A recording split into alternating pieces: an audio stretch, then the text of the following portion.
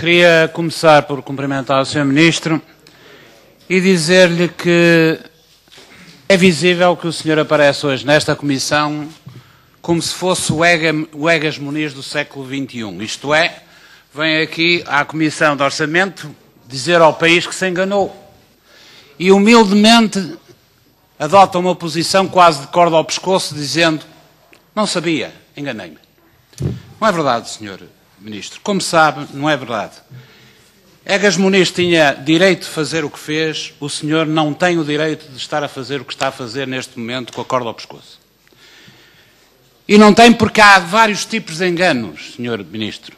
Aqueles enganos que são resultantes do acaso, o engano fortuito, e há outro tipo de enganos, os enganos deliberados, intencionais, malévolos, que pretendem enganar os outros e não enganar-se a si próprio. Enganar os outros e não enganar-se a si próprio. E, portanto, o senhor deveria vir aqui fazer uma autocrítica e não apenas dizer que se enganou. O senhor diz que em maio era prematuro fazer um orçamento retificativo e acusava quem o defendia de fazer chicana política. O senhor é que estava a fazer chicana política, senhor. E agora, no seu primeiro comentário-resposta, o senhor só encontra um argumento. É de que não queria enganar os funcionários da administração pública, da administração fiscal. Não queria, queria-os motivar. Na segunda resposta é que se lembra de outra, é que talvez fosse insuficiente.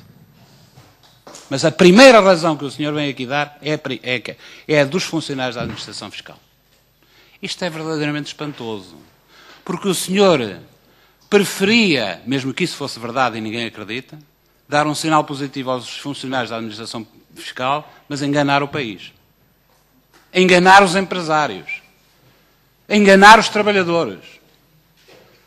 Criar a sensação de uma falsa estabilidade. E isto é imperdoável, porque todos sabemos o que é que o motivava, Sr. Ministro. O que o motivava é que no dia 27 de setembro tinha eleições. E foi para isso que o senhor trabalhou. Não trabalhou para o país, trabalhou para as eleições do dia 27 de setembro. E digo-lhe isto com a maior das frontalidades.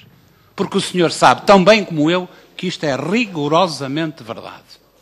E o resto não tem nada, nem tem nenhuma aderência à realidade.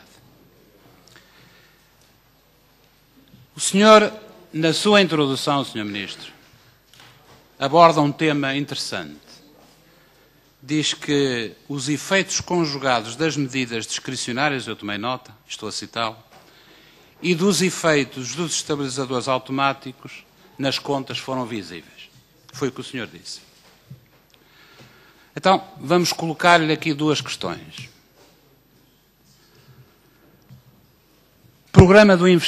O chamado programa de incentivo ao investimento e emprego. Os seus meios adicionais foram inscritos no orçamento em janeiro. Em outubro, a execução orçamental é de 46%. Finais de outubro. Isto são medidas discricionárias, Sr. Ministro. São medidas discricionárias. Então explique se está a pensar em executar em novembro e dezembro 64% deste programa. Se em 2 meses vai executar aquilo que devia ter executado, 54%, se vai executar 54% em outubro, em novembro e dezembro. Essa era a primeira questão. E a segunda questão tem a ver com o seguinte fenómeno. A evolução das receitas fiscais, Sr. Ministro, é de menos 13,2 agora. Mas reconhece que é bastante superior a diminuição das receitas fiscais ao efeito conjugado das medidas discricionárias e ao abaixamento do PIB, da atividade económica.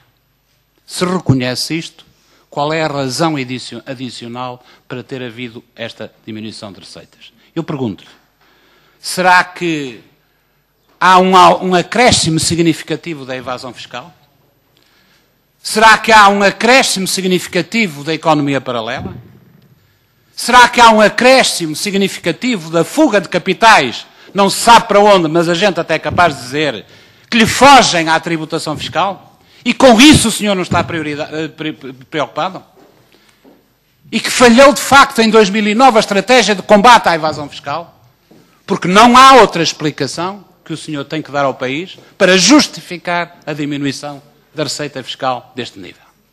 A atividade económica não é, as medidas discricionárias também não é, porque até são, até este momento, inferiores, utilizadas bastante abaixo daquilo que deviam ter sido, e, portanto, explico porque é que há esta quebra da receita fiscal.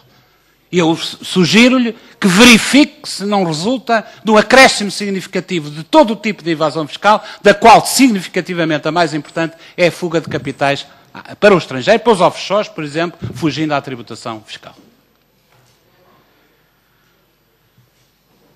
O senhor também diz na sua intervenção que retomará logo que possível a trajetória de consolidação orçamental. Como e quando? Como e quando, Sr. Ministro? Não pode fugir a estas perguntas. Cortando novamente nas despesas, reforçando o corte nas despesas, onde? Como? Nas despesas sociais? Nas reformas? No corte dos funcionários públicos?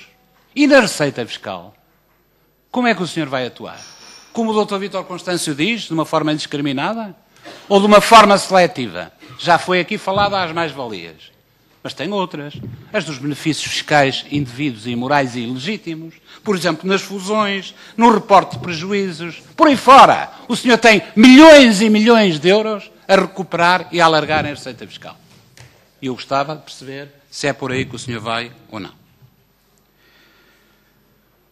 Quarta questão, dotação provisional. O senhor já aqui, lendo um papel que ninguém sabe de onde veio, enumerou diversas questões onde ela pode ser aplicada. Mas, ó senhor Ministro, o senhor tem uma obrigação prévia. É dizer-nos a nós, documentalmente, devia estar no relatório e não está. Porquê é que o senhor precisa de mais 310 milhões para a dotação profissional? Já gastou as centenas de milhões que lá tinha? Onde, Sr. Ministro? Quando é que se esgotou a dotação provisional que o senhor lá tinha? Que era de centenas de milhões de euros. O senhor tinha que pôr isto no relatório para justificar aumentar mais 310 milhões de euros num saco azul. E não o fez. E é isso que a gente está à espera que o senhor faça documentalmente, antes do debate na generalidade, no plenário. É dizer onde gastou o que lá tinha, rigorosamente, e dizer no preto no branco onde quer gastar aquilo que lá quer pôr, sendo inexplicável, esta questão já lhe foi colocada e eu repito-a, porque é importante, porque é que sendo isso, que traz no papel, no papelinho, espero que não o perca até chegar ao Ministério, porque é que o senhor não opta por aumentar as dotações nos respectivos ministérios?